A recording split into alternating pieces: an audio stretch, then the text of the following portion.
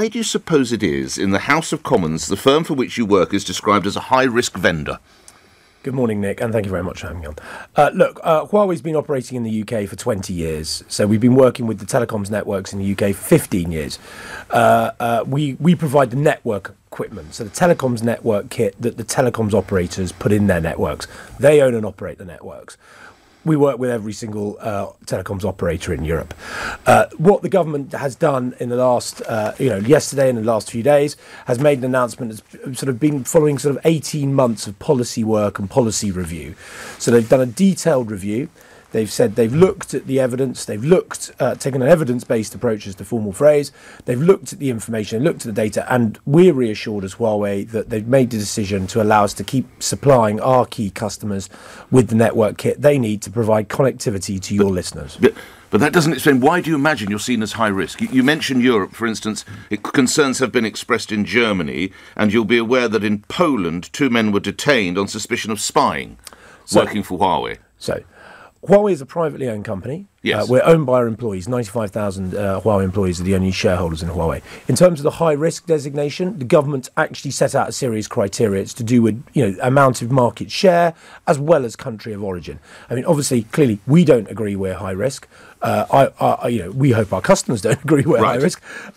We're not high risk. We've actually got the most reliable network equipment in our sector. Right. We're the world leader at what we do. Yes. And we're the world leader because last year we invested over $15 billion into research and development. I don't think that really, that's not the issue that's being contested here. The concern is that 2 of your, I don't know whether colleagues, former colleagues, in Poland were detained on suspicion of spying. Germany has expressed concerns, and we know that the US and Australia doesn't think that the UK should have proceeded. I'm just trying to get to why the bottom is you're seen, if you'll pardon the expression, as a sort of bogeyman here. Well, we are a Chinese company. There is a narrative around China. There's not a great deal of understanding of either the technology, broadly, how these networks are working. What is going on is these networks are becoming more important. We live in the digital age, the information age. Everything's going to be sensing, everything's going to be connected, everything's going to be intelligent. These networks are going to be much more important to all of our lives, all of our businesses.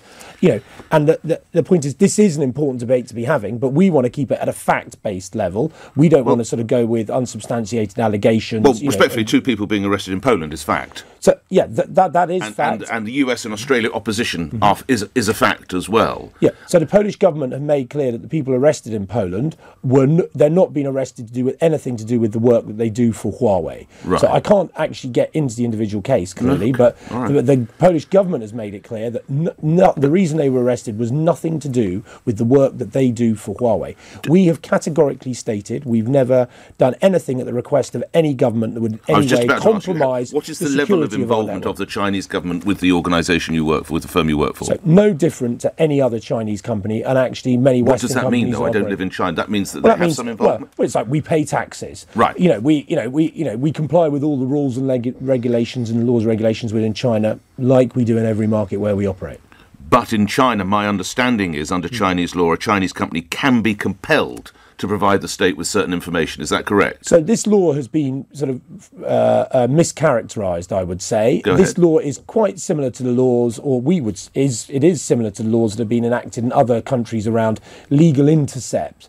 So this issue around governments requesting companies to provide data on citizens. Yep. Right. So that's our interpretation of law. We've had independent law firms look at it. They've also agreed with that. So as in Chinese law firms and Western law firms look at that law.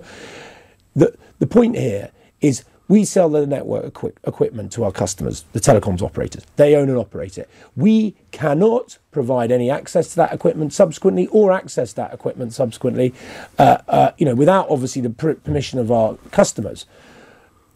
To do so would be in breach of our contracts with our customers. It would be in breach of UK law. So in 30 years of operating, in 20 years in Europe, in 15 years in the UK, there's never been any evidence that any of our kit has ever been used in that way. And so these fears we you can't would say prove are the unfounded. negative. Despite the reading of Chinese law that your firm could be compelled to provide information, you're saying these fears are totally unfounded? Yeah, well, we're saying there's absolutely no evidence of that. So we're saying no to, the answer to the question is no. We're a Chinese company, yes, but we're not Chinese spies. That's, we provide telecoms network equipment. Even the deal the British government have done, will you accept, almost keeps you at arm's length? Do you know there are certain stipulations that you have to satisfy? So even then, does that not still show a level of concern, do you think, from the British government? So, I can't speak on behalf of the British government, but what I can tell you is they've spent 18 months looking at that, taking the evidence-based approach, looking at the facts. They've had our source code in a centre overseen by, a security-cleared British nationals. And having looked at the facts, they've taken a decision to allow our customers and allow Huawei to keep selling to our telecoms network but not at sensitive customers. sites and only a certain market share.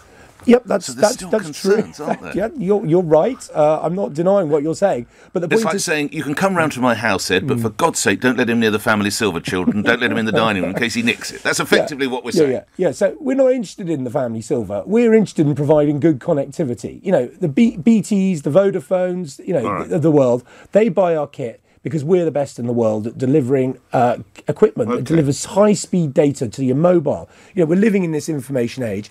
We're the world leader because we've invested more in R&D. I was going to say, you've taken it on the chin, so let's finish with, what are you bringing? What does Huawei bring to the equation? Why have they become, they give you a fair chance, why are they the market leader? What does your firm provide? It's the $15 billion of investment over, over $30 billion in the last 2 years into research and development. To put that in context, that's over half of what the UK overall as an economy spends on research and development. So the guy who founded our business, Ren Zhengfei, he has always committed to spending 10% of the revenue into research and development. And last year the revenue was over $120 billion US. So that's what's giving us leadership, the long-term commitment to developing and innovating.